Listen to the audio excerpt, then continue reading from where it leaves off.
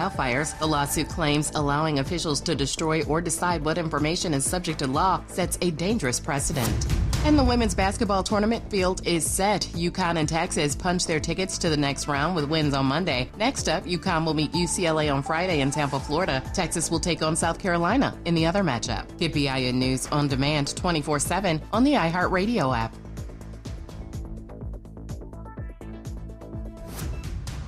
Attention parents of high school sophomores, juniors, and seniors. CBU is offering one 8-week online general ed course, free of charge. Courses are online. There's no application fee, and the first class is free. Classes start May 5th. Apply now at calbaptist.edu/PCC. Is this the time? This is the KBLA Sports Minute with Ray Richardson.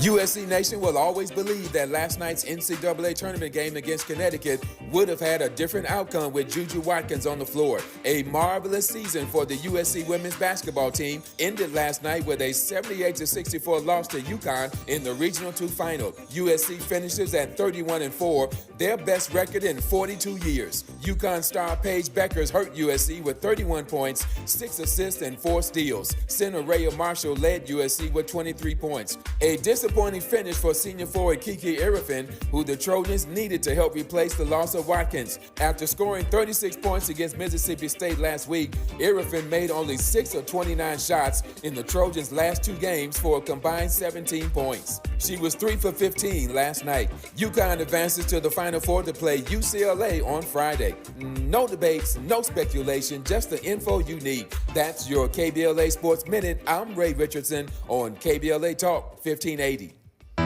Hey, this is Zoe Williams, the voice of reason, and for over 20 years, Parkside Economic Development Corporation has served Leimert Park and surrounding communities, empowering tomorrow's leaders and changing lives. Parkside EDC has awarded over $400,000 in college scholarships while sharing economic principles of the Big Five of money with students and their families. Parkside EDC partners with organizations like the Brotherhood Crusade to assure our youth have the financial acumen to succeed. Parkside EDC provides families and businesses with financial insights, offering free online, on-site, and on-air B-Warp presentations. The Black Wealth Attainment and Retention Programs helps our community acquire, sustain, and pass down legacy wealth. High school seniors can apply for this year's scholarship awards at parksideedc.org. Scholarships will be awarded at Parkside EDC's Gospel/Jazz Brunch on Sunday, April the 27th. For details, tickets, or donations, please visit parksideedc.org. This is a community call to action from KBLA Talk 1580.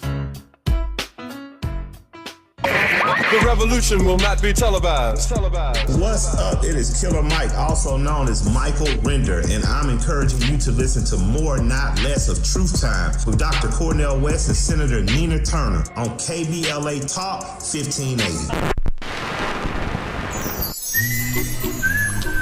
Before the fire, Altadena was a real-life Wakanda. A thriving black oasis just 15 miles from downtown Los Angeles.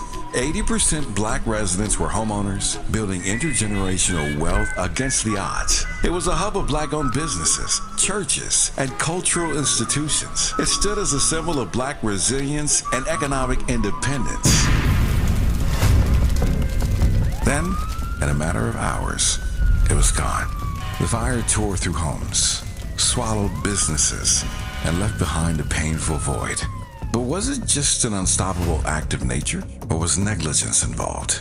Did officials ignore early warning signs? Were the response efforts delayed or insufficient? What role, if any, did corporate or government failures play? Survivors are demanding answers. Don't miss our KBLA Talk 1580 Town Hall. The Eaton Altadena Fire, 100 days and counting, on Wednesday, April 16th, 4 to 6 p.m. at the Robinson Park Recreation Center, 1081 North Fair Oaks in Pasadena. Join Dominique DiPrima, Nee Cordelai Corte, James Farr, Tavis Smiley, and a panel of survivors survivors, community leaders, and experts as we commemorate Day 100 since the wildfires flared up, and we discuss where we go from here. It's KBLA's Eaton Altadena Fire, 100 Days and Counting Town Hall, Wednesday, April 16th, 4 to 6 p.m. at the Robinson Park Recreation Center in Pasadena. Light refreshments to follow. Admission is free, but sign-up is required at our KBLA1580.com website. This is a community call to action brought to you by KBLA Talk 1580 and Quinn Emanuel Trial Lawyers. At KBLA Talk 1580, we've got your black. First things first.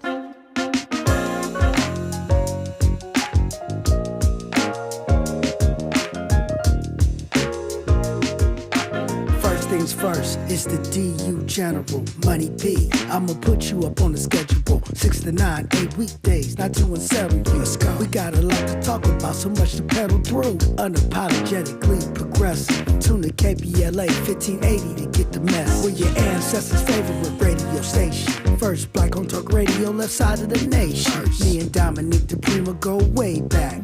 Tight Smiley making sure the station stays black. Discussing all the issues in our community. We're hosted black and brown and others find unity. So let's talk about it. Maybe we can improve it. Digital underground, always down with the movement. So we tune in. The first things first with the queen of Black Talk Radio, Dominique DiPrima. Go sis. First things first.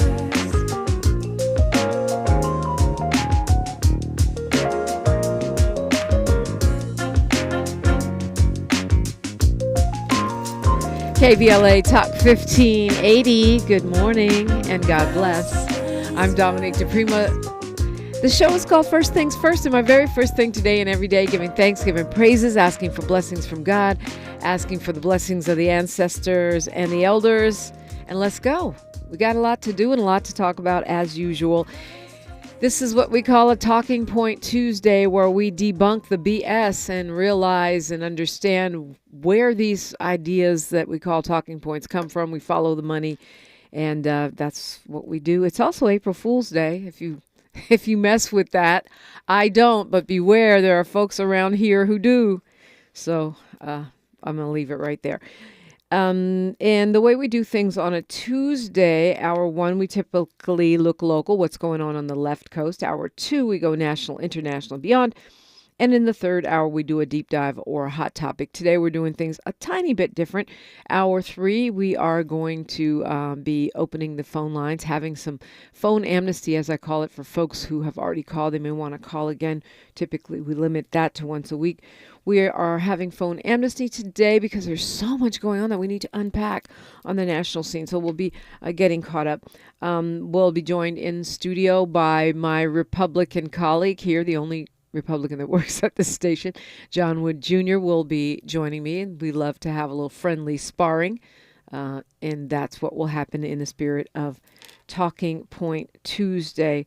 Right now, though, I'm really honored to have here in studio with me the founder and executive director of the Pasadena Rosebud Academy Charter School. She's been an educator for 20 plus years. She's the author of Purpose-Driven School, happens to be both fluent in Spanish and, of course, obviously English.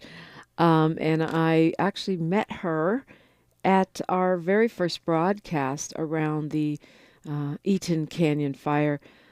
Shawn Brown, welcome. Welcome. Thank you for having me. Yeah, thanks for coming in. So, how are you doing? I'm doing well. I'm just, trying to get through everything. I mean, the school has kind of planted itself in a temporary, long-term location, so we're just trying to get settled in there. It's not ideal. We still have classrooms that are being shared, and we're in a small space, so we're not fully able to unfold our program, the way we would like, but it is, somewhere for us to kind of plant our feet right now. So let's rewind. Tell me about the school itself.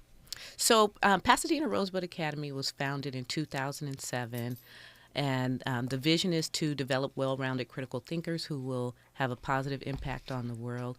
We serve students in grades TK through 8th grade, and we are closing the achievement gap. We serve predominantly Black and Latino students, and we are a high-achieving charter school, so we're very proud of that.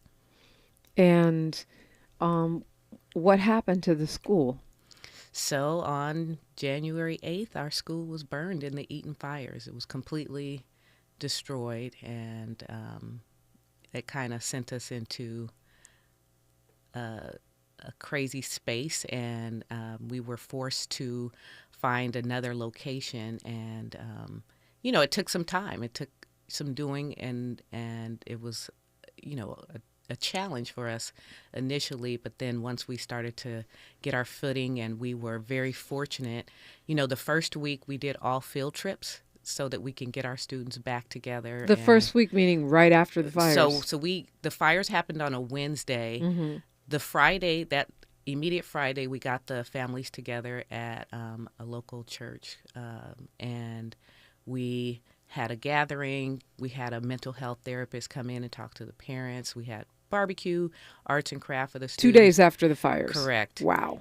And then that following week, we were off, and all of the schools in Pasadena were off. Right, I remember that. And so, but the next week, we knew we had to do something to get our kids back together. We knew that online learning was not an option. So we learned that during the pandemic. Yes. And so we ended up planning field trips because we were looking for a site, but we weren't able to secure anything. So we had planned field trips for the first week, and then that kind of bought us some time where we were able to, hit the ground and try to find some place, and we were unsuccessful. And at the last minute, we found an amazing place, the Beehive. You may have heard of that here in South Central. Wow, so yes. The children were going all the way. Yeah, I know the Beehive. I just thought you were talking about a different Beehive because it seems kind of far away from Altadena. It is, and we had to think outside of the box, and they welcomed us with open arms, and so we ended up busing kids here for 2 weeks until we were able to find our temporary long-term space. Yes. What a workaround. I love the fact that you were so determined to have no gap for these children. Yes. As a mom who saw the incredible consequences of that COVID learning loss and everything. Now, you're the founder and executive director. Correct. And when you created this idea for Rosebud Academy, what was your goal? The goal was to really help set students up for long-term success by giving them a long-term, an early foundation so that when they move forward into high school and beyond, that they would have the skills, the confidence, and be able to move forward and have an opportunity to attend college and things of that nature. So closing the achievement gap was kind of part of your original idea. Correct. And how many students are there? We had 175, and now we're like roughly at 157 because a lot of families were displaced and had to move out of the area.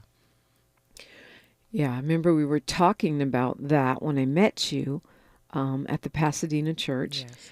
And I want to talk more about that because the stories are just, they're very informative and they're moving. And I'm very much determined to make sure that we, as the Black media at least, and the African American and conscious community, do not just move on. There's so many stories. The flood the zone theory of overwhelming us with different things happening is definitely in effect, but we have the ability to concentrate and focus and be selective. Yes. And so I want you to, when we continue this conversation, I want to hear about some of these families, the state of the school, how you see things in Altadena right now, and what we, the KBLA delegation, can do to help. That's all straight ahead on KBLA Talk 1580. She's reclaiming her time on KBLA Talk 1580. More First Things First with Dominique DiPrima when we come forward. How serious is youth vaping? Irreversible lung damage serious. 1 in 10 kids vape serious, which warrants a serious conversation from a serious parental figure like yourself. Not the seriously know-it-all sports dad or the seriously smart podcaster. It requires a serious conversation that is best had by you. No, seriously, the best person to talk to your child about vaping is you. To start the conversation, visit talkaboutvaping.org. Brought to you by the American Lung Association and the Ad Council. Small businesses are the heart of America. But you don't have to go it alone. As the nation's largest nonprofit resource of expert business mentoring, SCORE has helped millions of entrepreneurs build their businesses for free. Get the connections, education, and guidance you need with SCORE. We're ready to help. Find a mentor today at score.org.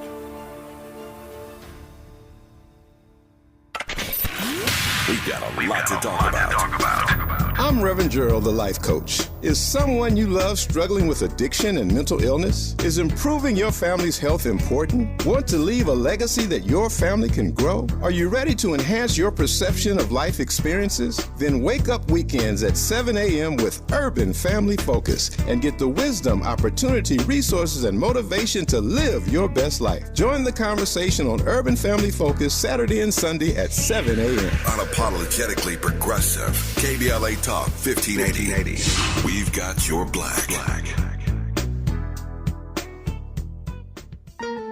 Hi, I'm Dominique DiPrima, and it's almost time to celebrate KBLA's 4th anniversary, coming up Juneteenth 2025. We'll be marking the achievement with 4 key community events, including a special symposium, luncheon, and brain trust hosted by me entitled The State of Black Women in Los Angeles. Keep it locked here for details on how to join us for this groundbreaking symposium examining the unique challenges, triumphs, and contributions of Black women in Los Angeles in the areas of education, healthcare, community leadership, cultural and political contributions. This public convocation will provide a critical forum to address the specific social, economic, and political realities facing Black women in LA today.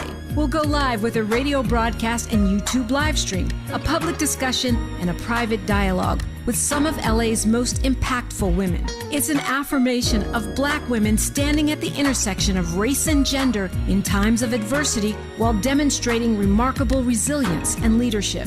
We will listen and we will speak out and be heard, all in service of finding opportunities and solutions. Please plan to join us in celebrating our 4th anniversary by amplifying the voices of Black women. For more on our symposium and 4 events celebrating 4 years on the air, simply stay tuned or keep an eye on KBLA1580.com and help make this Juneteenth more jubilant with all of us at KBLA Talk 1580. Your ancestors' favorite radio station, and your favorite morning show host. Let's get back to Dominique DiPrima right now. Actually, really, we're getting back to Shawn Brown and the Rosebud Academy of Altadena. So, tell me, you've been an Altadena person your whole life? I have. I grew up there. I was raised and went to school there. Yeah. And, I mean, there's been so much talk about your community now. That must feel interesting. Yeah, it is very interesting. I didn't, it's just, it's funny because when I go places and they say, where are you from? And I typically say Altadena, but most people have never heard of it. So I'll just say, Pasadena. It's right next to north of Pasadena. And so, most people have never even heard of Altadena. But now they have, right? Yes, now it's a thing, yeah. And how does that make you feel? I don't know. I mean, I guess it's good in a way, but I really want the community to come back the way it was. And I think now that it's on everyone's radar, people are going to be looking into it and trying to see if they could, live up there or, I don't know. So. Yeah. You suffered you and your family suffered some losses in the fire. Yeah. Yeah, I lost my home. The school burned down. My mom's home burned down. I have several family members who lost their home as well. So it was pretty devastating. I'm really sorry to hear that. And the thing that is so hard is that I'm hearing this from a lot of families. Apparently, if you live in Altadena, it's likely that you have a sister, a mom, or a family members that also owned homes there. Yeah. And a lot of friends, so it's just a lot of people were affected by this. And you said most of them are not in Altadena right now? Oh, my family? Yeah, or anybody. Yeah, nobody's, well, virtually nobody's there, because it's so dark there. And then even, at one point the water was bad. They didn't have the electricity on. And I think that the electricity might be on for those who are still there. But just coming home to a neighborhood that is so dark I don't think it's fun. So most people who are still there are not there, are still displaced because they're still waiting for and it's unsafe too, because now they're cleaning out homes and all the debris and the toxins are there. So a lot of people are just kind of waiting for all of the debris to be cleared out before they go back in. Mm-hmm. Yeah, I mean, that makes sense. It's not even really safe. Yeah. You lost your home.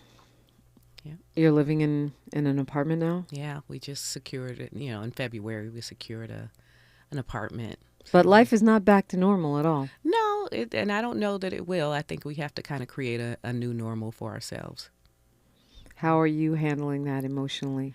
Yeah, I think I'm okay. I think I've been so busy that it's really been hard to even sit down and take it all in. I mean, that's why I'm smiling, because I think I'm okay, but I started my students back to school 2 days after the fire, and I ain't stopped yet. Yeah. How's your mommy?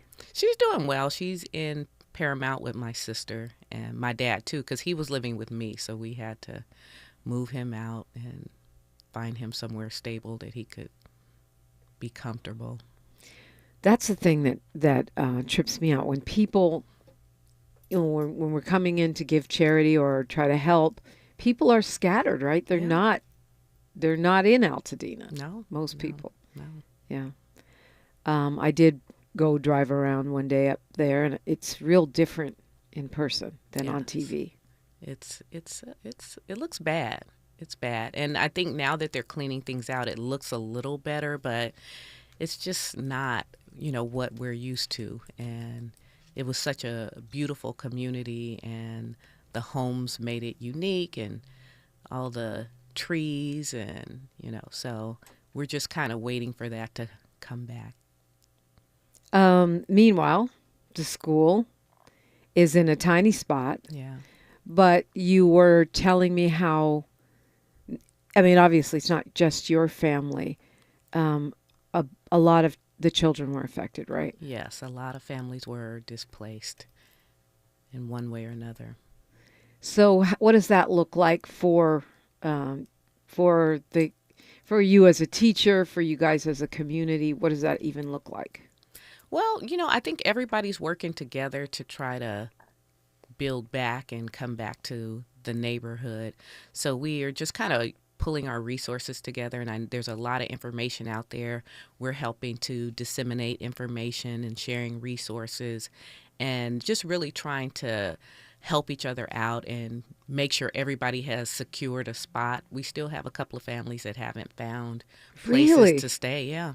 And so. Wow. So they're in shelters, or what are they? They're staying with friends? In Airbnbs, and they're still moving from place to place like that. So. Wow. I mean, we're almost 100 days out. I know.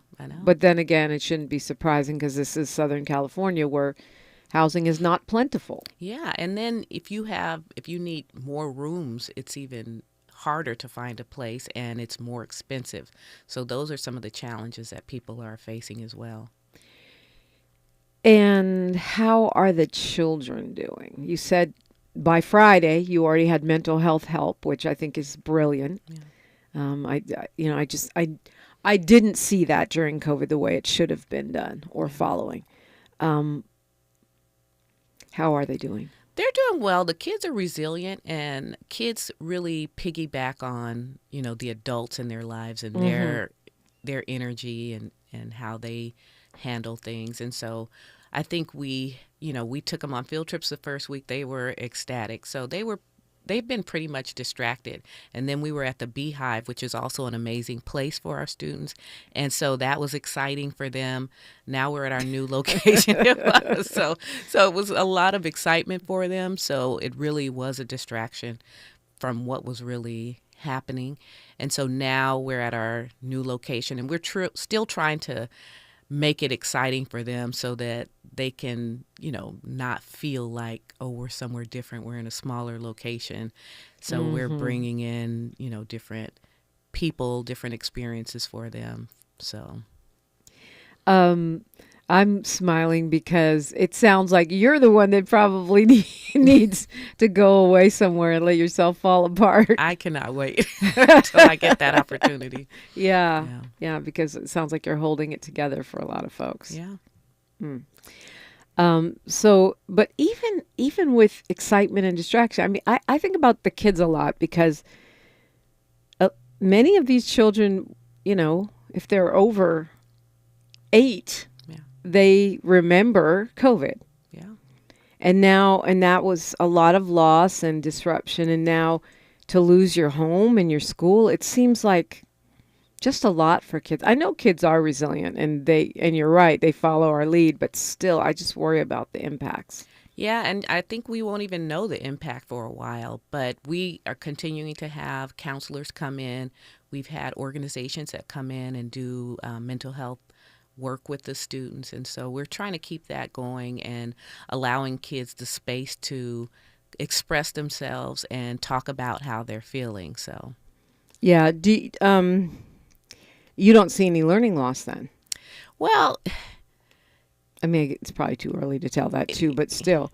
Well, a little bit, but, because it's been 2 months and we're still trying to get back into the swing of things, we've done some testing and the test scores are lower, but we're not clear that they are reflective of where the students are academically, especially with reading. Reading, you're not going to lose reading within 2 months. Right. So math, there might be little gaps because of the instruction that was lost. But we are, strategizing on ways to minimize the learning loss.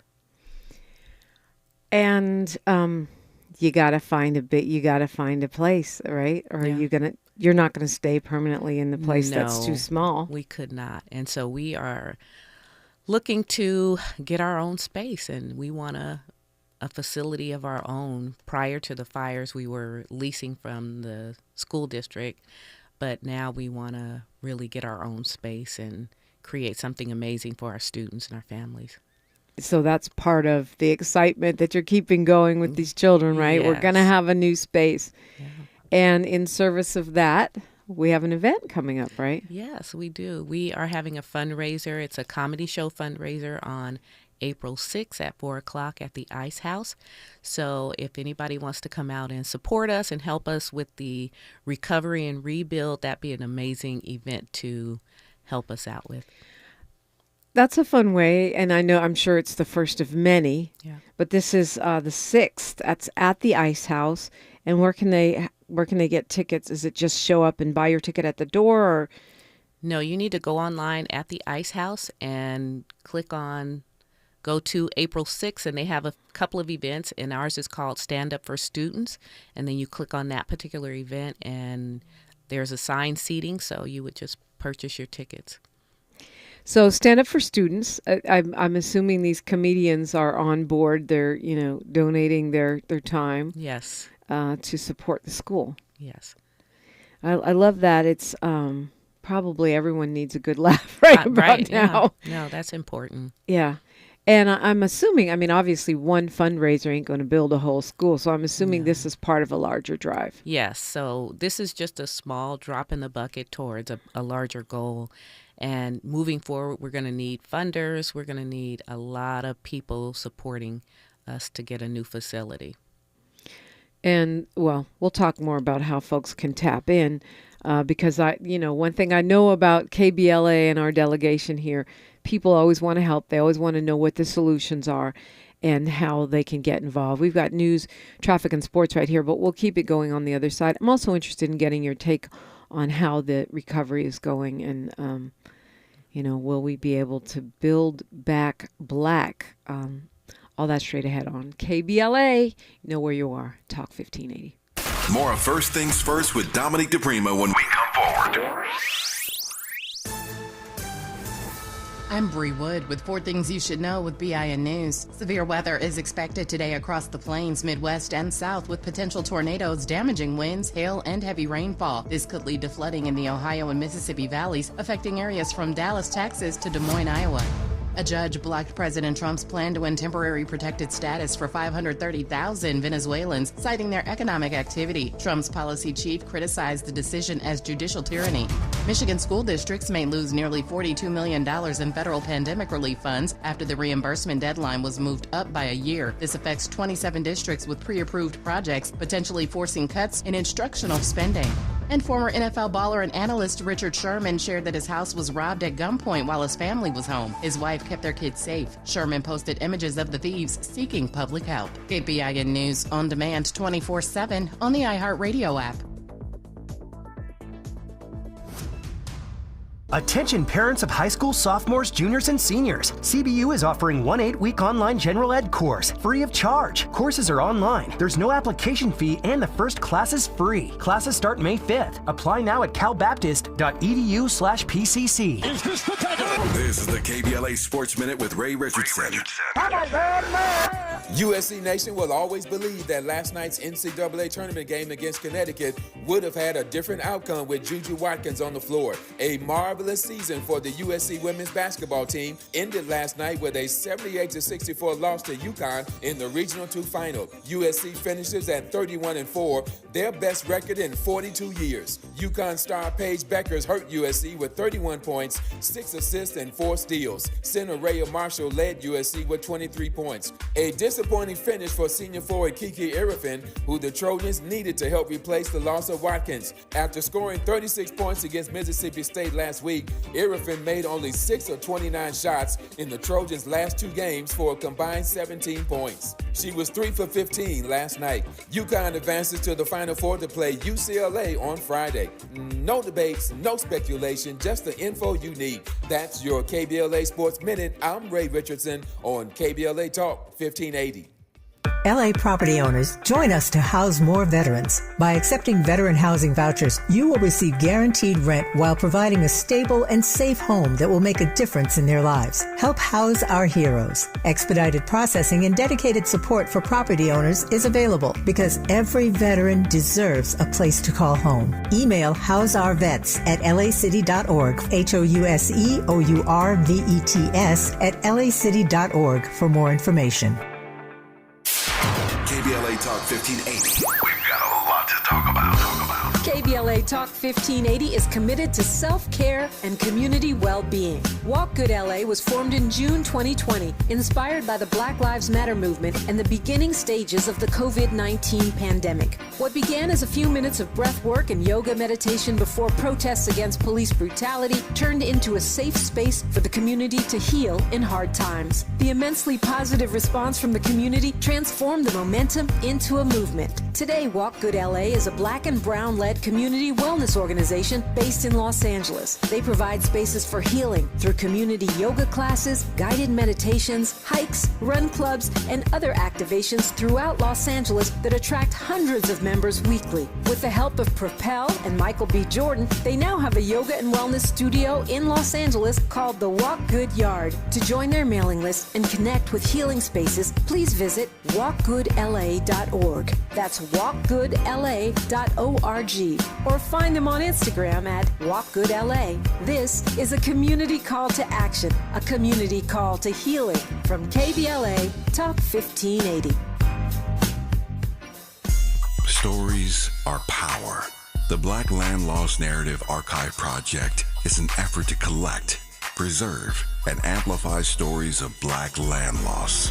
It will form an invaluable resource for scholars, authors, historians, educators, storytellers, policymakers, and change agents who wrestle with issues of restitution, reparations, racial inequality in home ownership, and the racial wealth gap. Through documenting stories of Black land loss, the archive will help demonstrate the magnitude of what Black families have lost and will continue the national dialogue to encourage paths to restitution, rebuilding, and healing. Support the Black Land Lost Narrative Archive Project by visiting www.blacklandlost.org or by donating at www.blacklandlost.org/donate.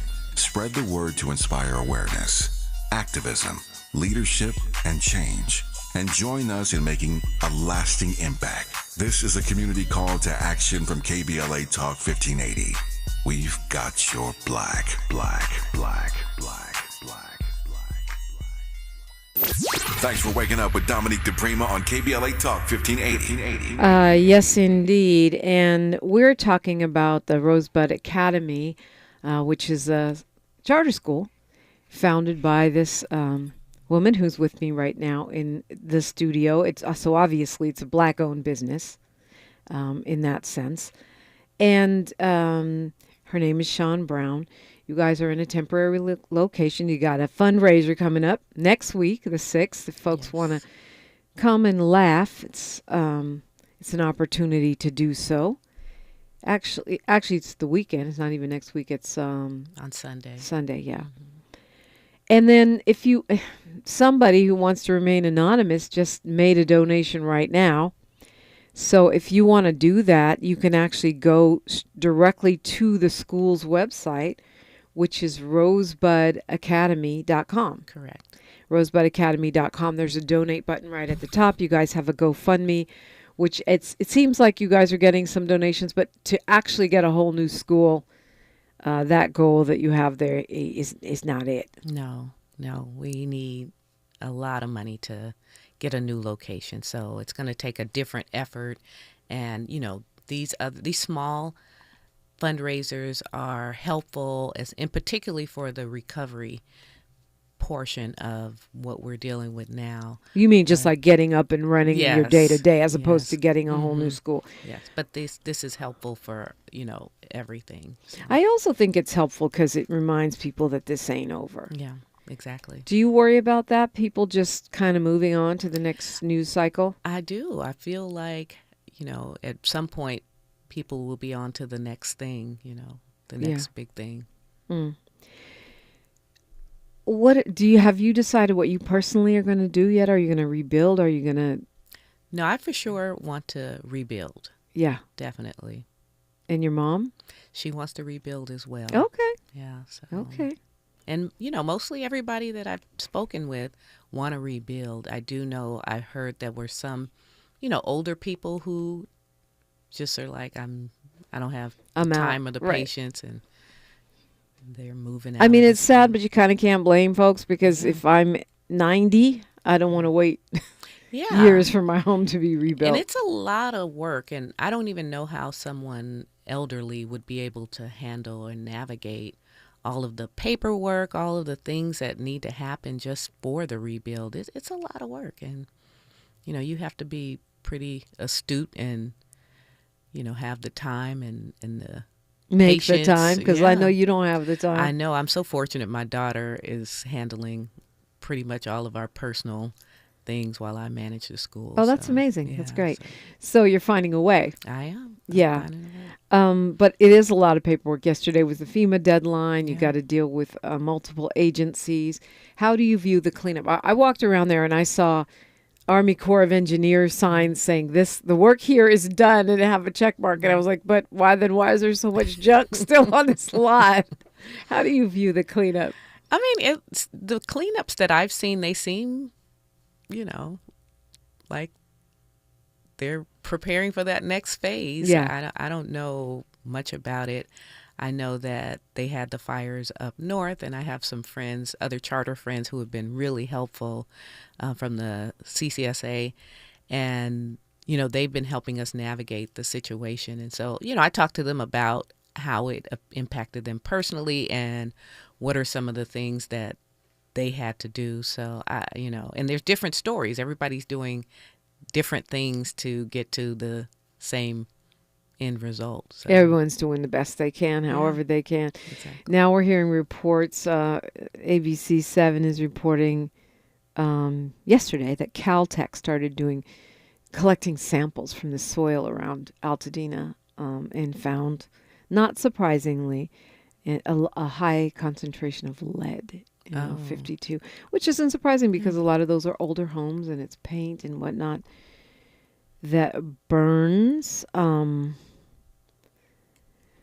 are you processing all that? The layers of, because the Army Corps said they weren't going to test, right? And now Caltech, which is a world famous school, is testing in your community. Yeah, I don't know. I feel like that we're going to have to do some more excavating because you know how the homes burned and it was so hot, and I feel like the soil is damaged. But I'm hoping that the process for rebuilding involves,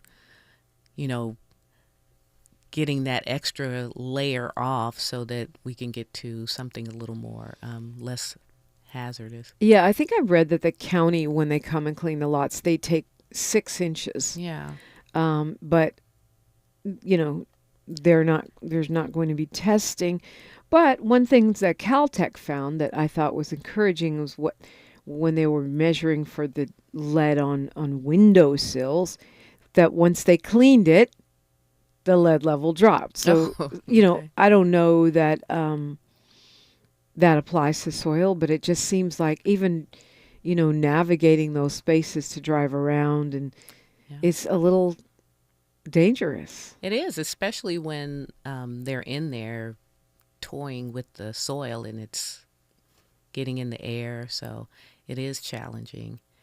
And I don't know. I think they're going to be doing some different things. I just heard that some of the homes that are real close to the mountain are going to have a big water tank underneath their homes for if, just in case this happens again. So I don't know. I'm hearing all these different things that homes are going to be required to have now, like sprinklers and things like that. So I don't know the validity of it, but these are some of the things that I'm hearing are coming down the pipe.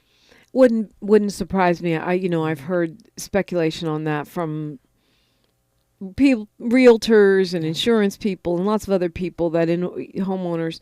I haven't seen anything concrete on it, but of course that would add to the cost of rebuilding, right? Mm-hmm. If you have to have some special fireproof tile or a giant water tank. Yeah. But you're determined to rebuild anyway. I am. I am going to rebuild. I love it up there. Yeah. Yeah. And I'm actually encouraged to hear you say that you think a lot of folks will. Or that people are telling you they will.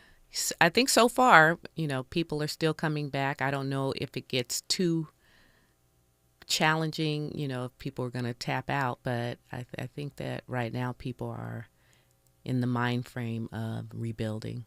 And I know that a lot of communities, like streets, are working together to get everything cleaned out at the same time. And I think a lot of the communities are really coming together. I know there's the streets, they have text messages that they are, involved in, and they're keeping track of all the things that are happening, and, just so that they can work together to build the streets up at one time. Mm. So CW Real Estate says Dina Love. Molly Bell asked if you know James Farr. Yes, she does. Yes, he already texted me. But Man Ray is in the chat saying most black people in the black section of Altadena will not be able to rebuild. He also says the cleanup is going well and that he's there 3 days a week. I know some folks are underinsured. Some people didn't have insurance at all because they may have inherited that home from their family. And then I think about these tariffs, some of which are meant to kick in tomorrow, and understanding that means that the cost of building materials will go up. Do you think that is going to price some folks out? I think so. I do. I'm hoping that people will be able to rebuild, but I do know that, in terms of managing the money and understanding what it all entails, I think there's an unknown for a lot of people that do want to rebuild. And so I think as we move forward with the processes, people will have a better idea if they will be able to rebuild, if they'll have enough money and things of that nature. So I think it's still that unknown piece as to how many people will be able to rebuild given the circumstances. And I'm really hoping that people will get creative, Man Ray. Like we heard about the land trust, the couple of land trusts that are buying property from folks that don't want to stay, that are trying to make it affordable for other black people to buy there, and seeing the LA Sentinel stepping up and doing their own event. We have, of course, have our town hall meeting there on the 16th, which all are invited to. And it seems like it reminds me of other times in history when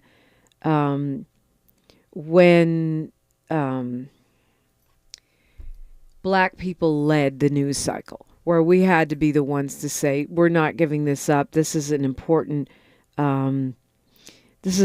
story to us. We don't care if CNN and MSNBC are going to keep covering it. We are going to keep covering it. Yeah, I think that's important. Yeah. Also,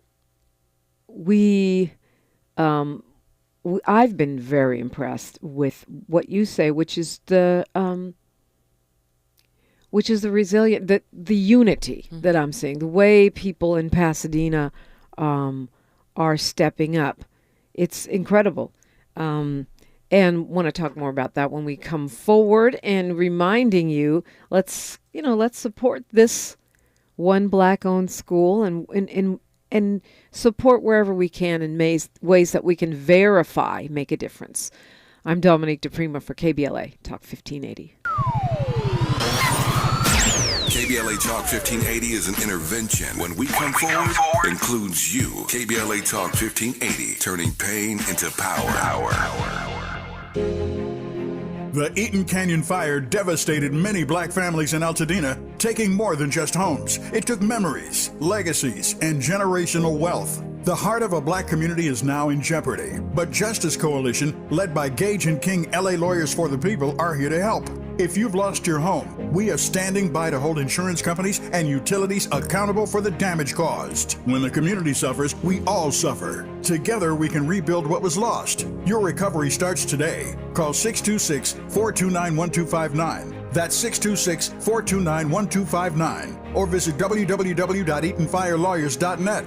Justice Coalition, Gage and King, LA Lawyers for the People. We got you. Call 626-429-1259. Visit www.eatonfirelawyers.net.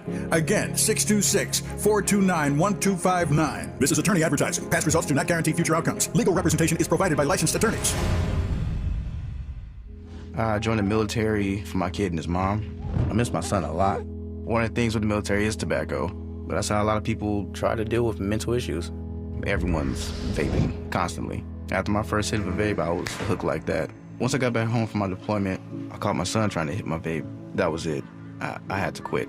Isaiah started vaping to try to deal with stress and quit because of his son. Learn how he and other Californians are rising above big tobacco at undo.org. KBLA Talk 1580. We've got a lot to talk about. KBLA Talk 1580, connecting you with services and solutions. The Autopsy Initiative provides a second autopsy free of charge for victims' families who have lost their loved ones due to a police-related death. The services offered through the initiative include the completion of a second autopsy, disclosure of preliminary findings, and a final autopsy report. A police-related death is when an individual is harmed by police officers using deadly force, which results in an individual's death. Police-related death includes in-custody deaths, including those that arise during contact with law enforcement officers during arrest, pursuit, booking, transport, or incarceration. The Autopsy Initiative has a team of board-certified pathologists on call. An autopsy request may be completed by anyone with a close relationship with the victim, which may include the victim's spouse, partner, relative, close friend, or lawyer. To request a free second autopsy for a victim of police violence, please visit knowyourrightscamp.com. That's knowyourrightscamp.com. Then click on Autopsy, then click on Request. At KBLA, we believe in justice for victims of police violence. We say their names, and we don't black down. This is a community call to action from KBLA Talk 1580.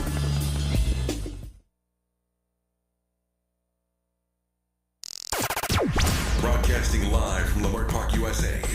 Welcome back to your home for unapologetically progressive radio, KBLA Talk 1580. And we're talking Altadena. If you're looking for more information or just some fellowship, you can join KBLA Talk 1580. We're having a town hall commemorating the 100th day of the Eaton Altadena fire.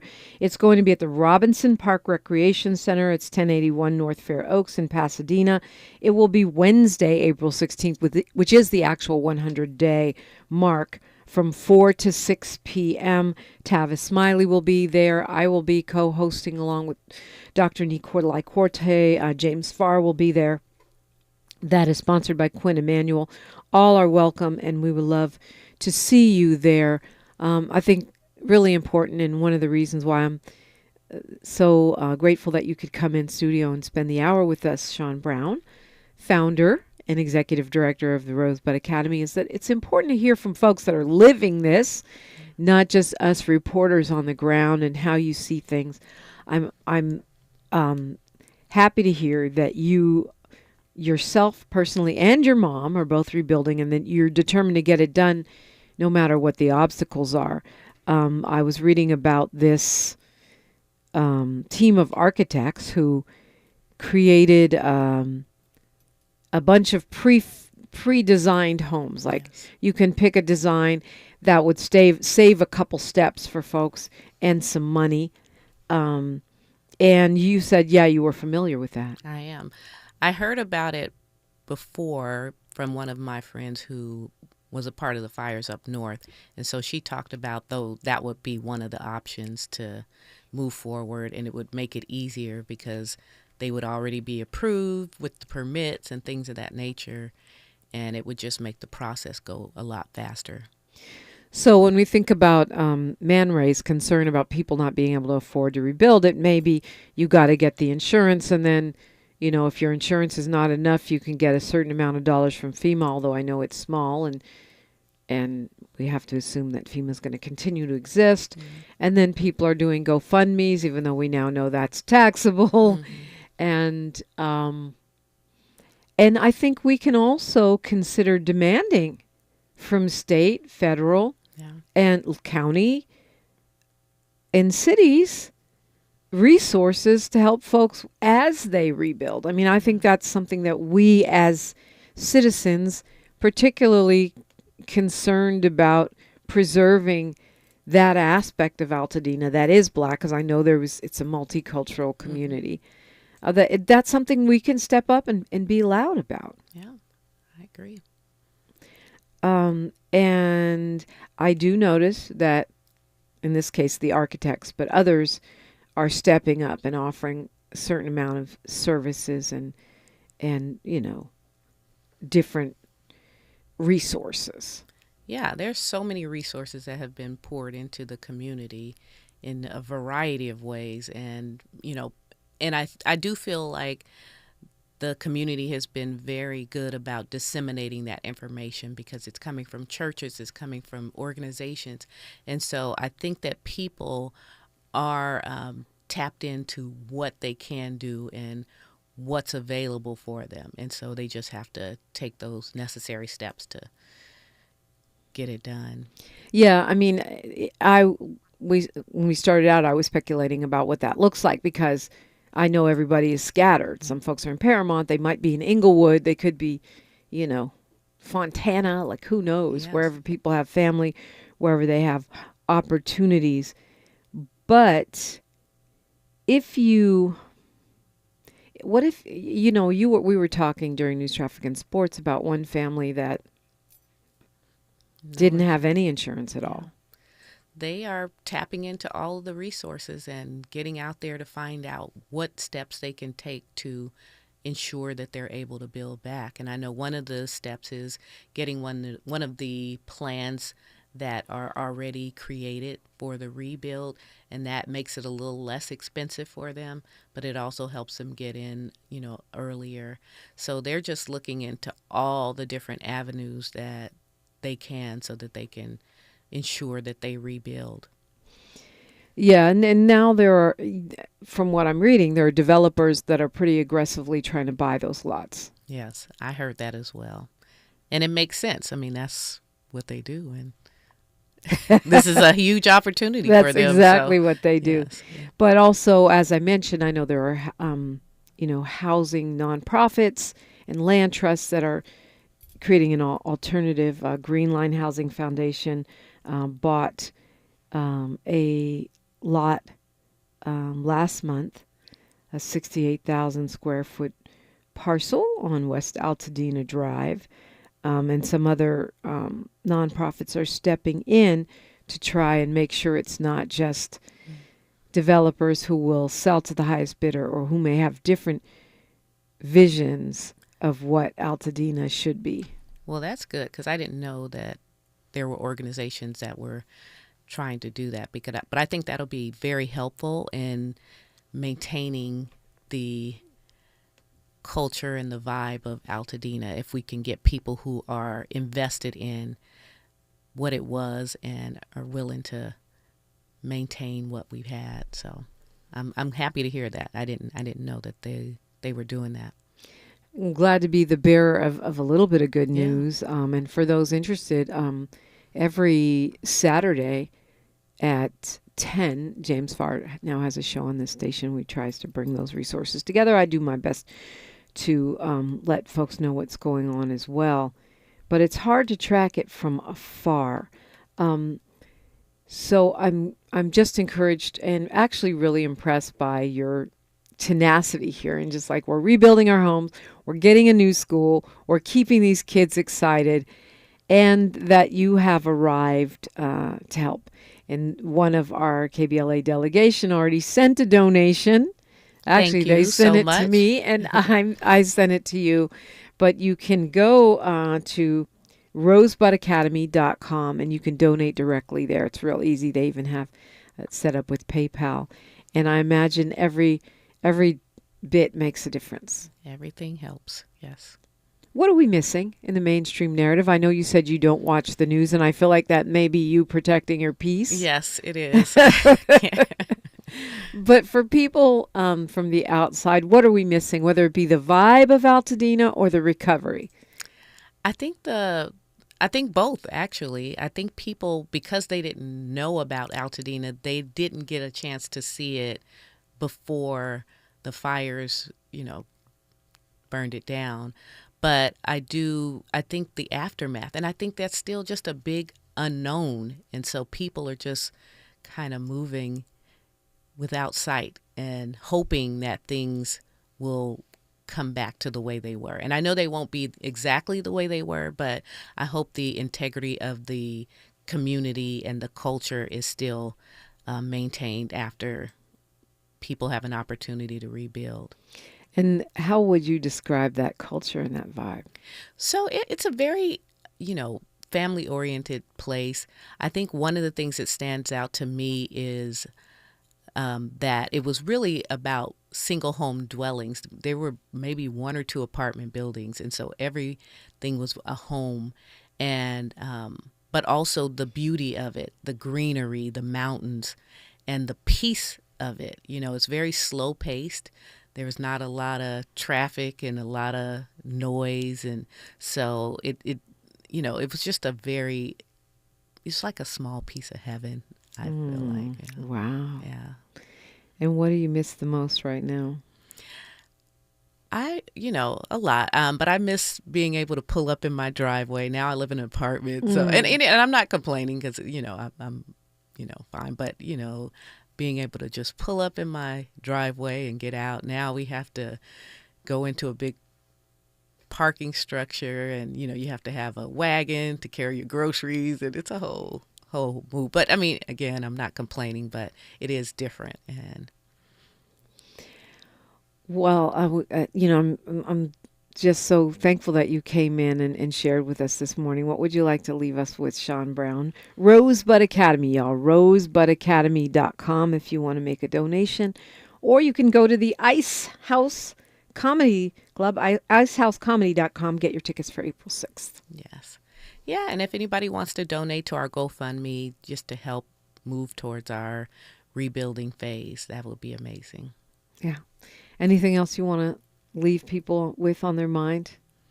this morning? Yeah, just, don't forget about Altadena. Don't forget about, the schools up there. I know a lot of times, sometimes the schools get left behind, and, we really do need to support education and, and particularly schools that are really providing Black and brown students with a strong academic foundation. So don't forget about education and helping kids get back to a good space.